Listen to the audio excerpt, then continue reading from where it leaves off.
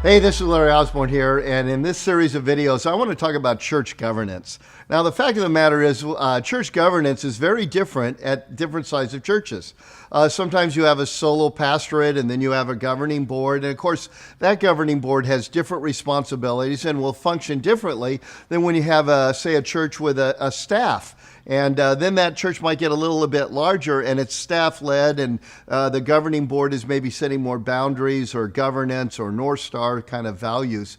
But I want to step back and talk about some of the tension points that whether you have a huge church, a mid-sized church, or a tiny church, maybe a church plant, just one person on staff, if you have a board, these are the pressure points that you will run into over and over. And first of all, you're going to run into a pressure point if you don't guard the gate. Second of all, we're going to take a look at what it means to make sure that the people who are leading have the right kind of training. And then third, that they're focused on the right things. But in the rest of this particular video, I want to talk about guarding the gate and why that is so incredibly important.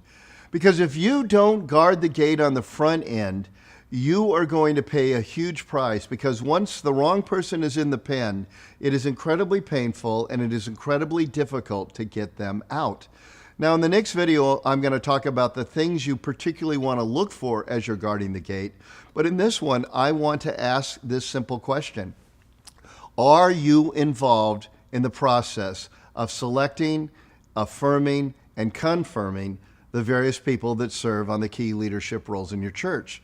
Because if you're going to advocate that and step aside, then you can't really complain when the wrong people are doing things that are bringing pain or frustration or dysfunction into your ministry. And if you find yourself in an environment where you're not allowed to have any kind of voice, my advice to you is do one of two things.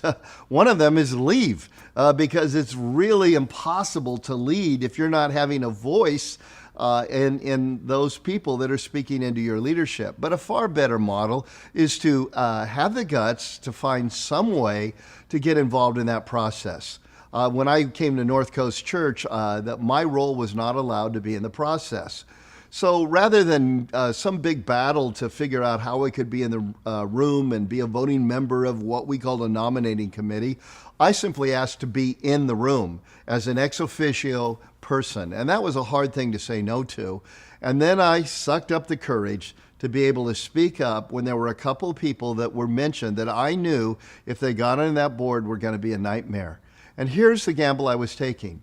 I was taking the gamble that they would hear about it and get angry, leave the church, and take their friends with them.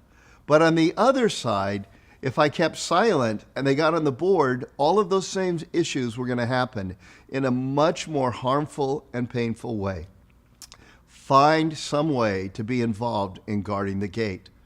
And in our next video, we'll take a look at what you're looking for and what you're guarding against.